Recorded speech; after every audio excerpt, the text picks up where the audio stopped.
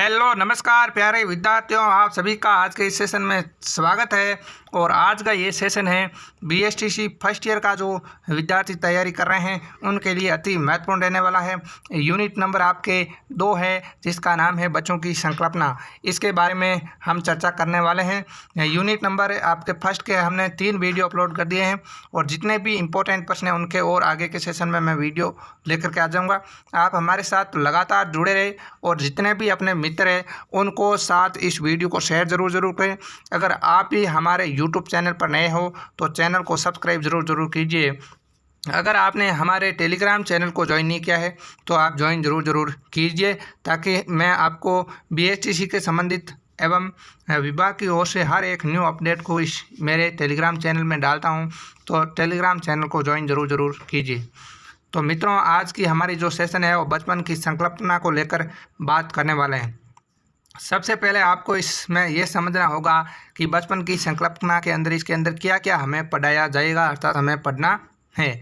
ऐतिहासिक परिप्रेक्ष्य एवं समय के साथ आए परिवर्तनों की समझ, आज के संदर्भ में बचपन को आकार देने वाले जो प्रमुख पहलू हैं उनका इसके अंदर विश्लेषण किया गया है। ठीक है। नेक्स्ट है बाल अधिकारों की समझ के बारे में बताया गया है। संकल्पना का विकास और आज के परिदृश्य में बालकों के जो अधिकार है उनके बारे में चर्चा की गई है।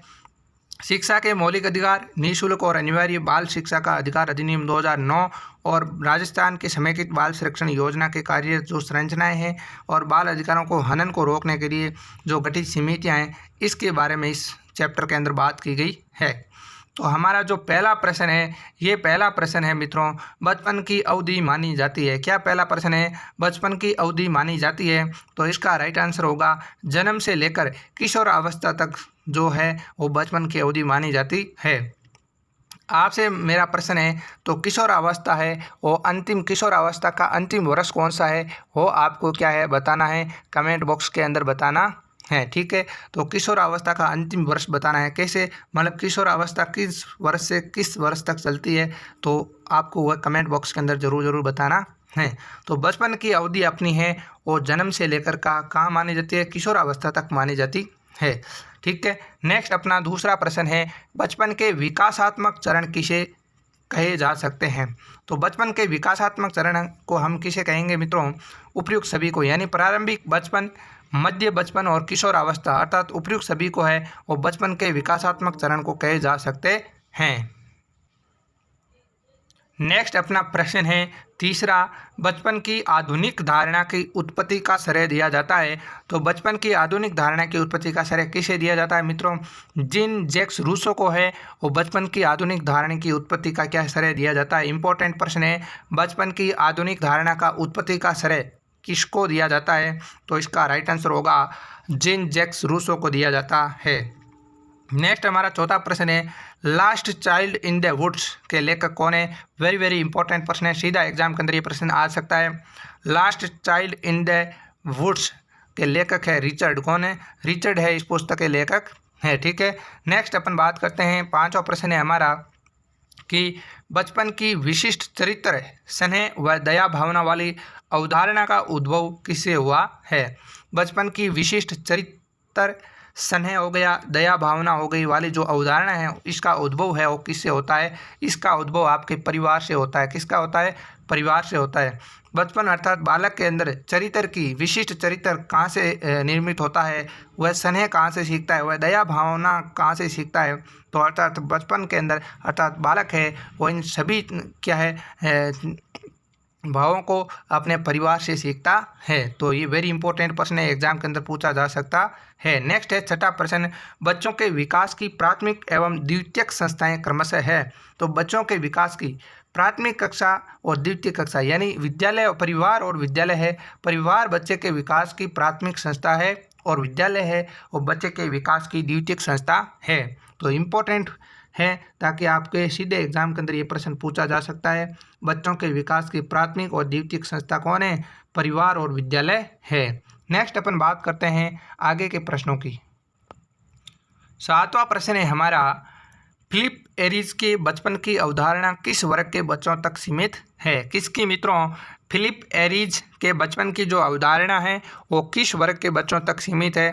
तो इसका राइट आंसर होगा विशेष अभिजातीय वर्ग है, इन बच्चों तक है। जो फिलिप एरिज नामक जो विद्वान हुए हैं, तो इनकी जो अवधारणा है वो मात्र विशेष अभिजातीय वर्ग के बच्चों तक ही क्या है, सीमित है। नेक्स्ट है हमारा 8वां प्रश्न और इम्पोर्टेंट प्रश्न है जो कि एग्जाम के अंदर आ सकता है।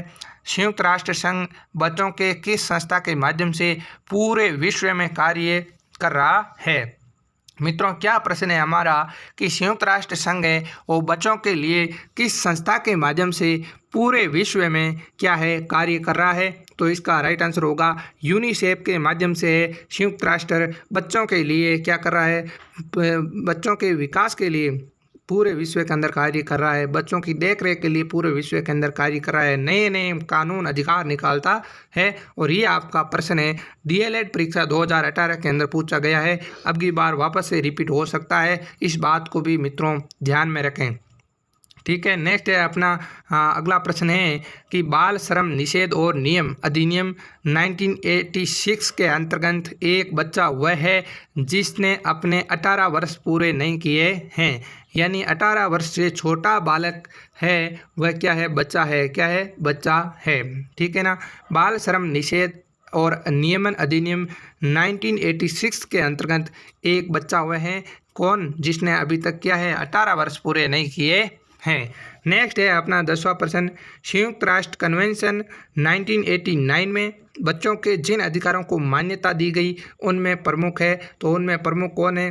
पहला है हमारा उत्तरजीविता एवं विकास का अधिकार, दूसरा है जन्म लेने और संरक्षण का अधिकार, तीसरा है जीवित रहने और संरक्षण पाने का अधिकार, और चौथा है शिक्षा के अधिकार सहित उपयुक्त सभी। तो इसका राइट आंसर होगा शिक्षा के अधिकार के सहित उपयुक्त सभी। ये है जो आपके अधिकार है वो संयुक्त राष्ट्र संघ कन्वेंशन 1989 के अंतर्गत क्या दिए गए हैं, मान्यता प्रदान की गई है।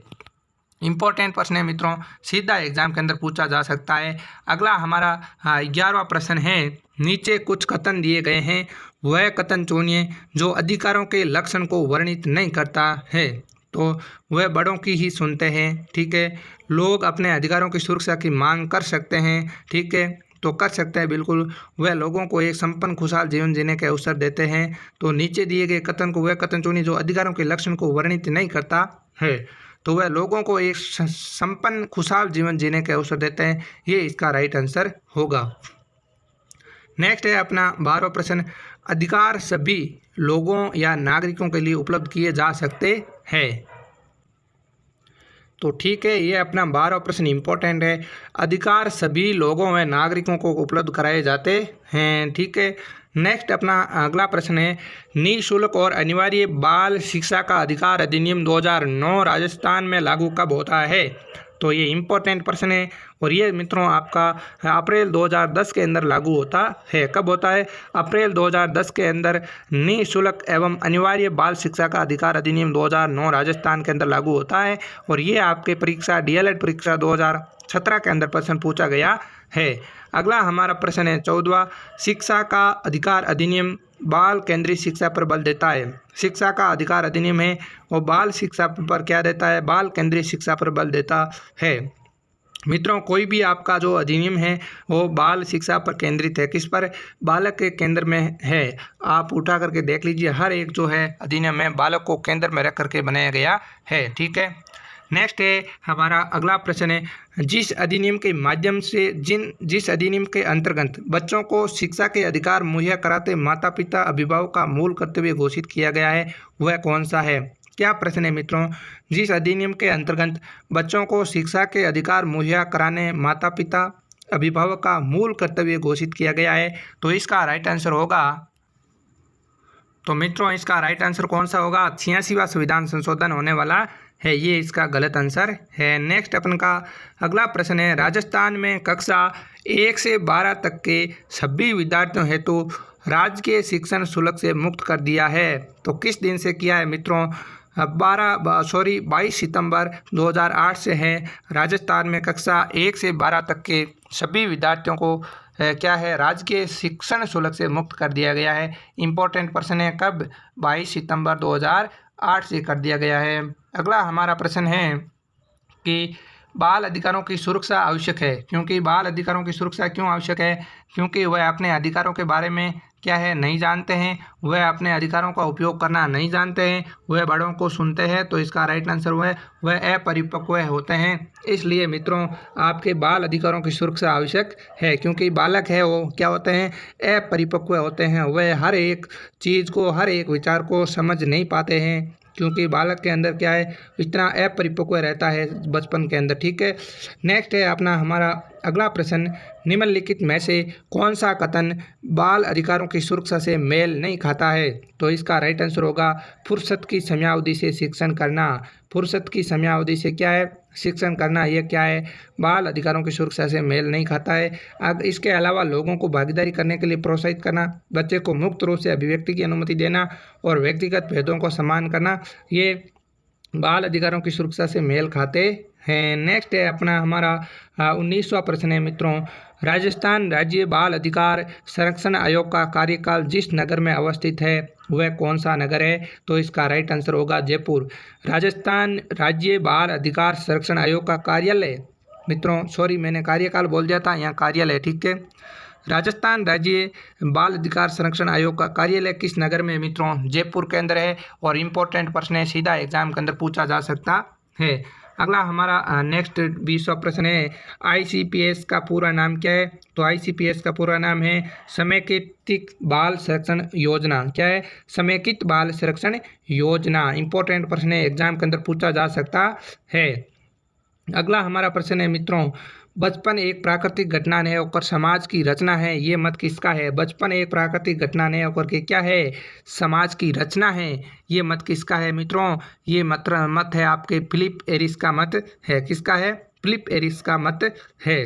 ठीक है, नेक्स्ट है जो इनकी अवधारणा थी मित्रों, तो इनकी अवधारणा मात्र किन वर्गों के बच्चों के लिए तक की सीमित थी? मात्र अभिजातीय वर्ग के बच्चों तक की सीमित थी। नेक्स्ट है अपना अगला प्रश्न है, स्वस्थ बचपन के विकास में किसकी अधिक भूमिका होती है? तो स्वस्थ बचपन के विकास में माता पिता की अधिक भूमिका होती है। किनकी? माता पिता की अधिक भूमिका होती है। अगला हमारा प्रश्न है, बचपन के स्वस्थ विकास का आधार कौन है? पूर्ण रूप से स्वस्थ रहना। क्या है मित्रों? बचपन के स्वस्थ विकास का आधार पूर्ण रूप से स्वस्थ रहना है। अगला हमारा प्रश्न है, खेलों की अहम भूमिका है। खेलों की अहम भूमिका है मित्रों शारीरिक विकास हेतु है, मानसिक विकास हेतु है और स्वास्थ्य एवं बचपन के विकास हेतु है। अर्थात उपयुक्त सभी के लिए खेल क्या है? अति आवश्यक है। नेक्स्ट अपन बात करते हैं 25वें प्रश्न की। 25वां प्रश्न है अपना, संरक्षण के अधिकार से तात्पर्य है। क्या है? बच्चों को दुरुपयोग के किसी भी स्वरूप से बचाया जाए, बच्चों का उपेक्षा से बचाया जाए और बच्चों को शोषण से बचाया जाना चाहिए। अर्थात उपयुक्त सभी है और संरक्षण के अधिकार से तात्पर्य इसका मतलब है बच्चों को दुरुपयोग से बचाना चाहिए, बच्चों को उपेक्षा से बचाया जाए और बच्चों को शोषण से बचाया जाए। तो मित्रों आज की क्लास है वो आपको कैसी लगी? और अगर अच्छी लगी है तो विद्यार्थियों मित्रों आप हमारे YouTube चैनल को सब्सक्राइब जरूर कीजिए और अपने मित्रों के साथ शेयर जरूर कीजिए। क्योंकि आज जितनी मेहनत हम आपके लिए करते हैं आप भी थोड़ी सी कर दीजिए मित्रों। क्योंकि हमें जितना टाइम लगता है एक इस मात्र छोटे से वीडियो के लिए 2 घंटे लग जाते हैं। फिर भी मित्रों मैं मेहनत के साथ जो कार्य कर रहा हूँ आपके साथ मेहनत के साथ कर रहा हूँ, आप भी मेहनत के साथ करें और निश्चित रूप से इस एग्ज़ाम के अंदर आपको सफलता मिलेगी। जितना मेरे से आपके सहयोग होगा उतना मैं करूँगा। क्योंकि ये आपके एग्ज़ाम है वो कितने नंबर का होता है? 60 नंबर का होगा और 60 में से आपको 24 नंबर लाने अनिवार्य है। नहीं तो आपके इस परीक्षा के अंदर क्या हो जाती है मित्रों? सप्लीमेंट्री आ जाती है। अगर 2 विषयों से ज़्यादा आपके सप्लीमेंट्री आती है तो आप फर्स्ट ईयर में फेल हो जाते हो। इस बात को भी ध्यान में रखिए और मेहनत ज़रूर कीजिए। मेहनत के बगैर आपको कुछ नहीं मिलने वाला है। अगर इसके अंदर भी आप फेल हो जाओगे तो अगली बार आप रीट में भी क्या है नहीं बैठ पाओगे और इसके अंदर अन्य 3 साल लगेंगे, फिर से पास होना पड़ेगा। इसलिए अभी मेहनत करें ताकि फेल होने की कोई गुंजाइश ही नहीं रहे। तो विद्यार्थियों आज के लिए इतना ही, मिलते हैं नेक्स्ट सेशन के साथ। तब तक के लिए धन्यवाद। जय हिंद, जय भारत।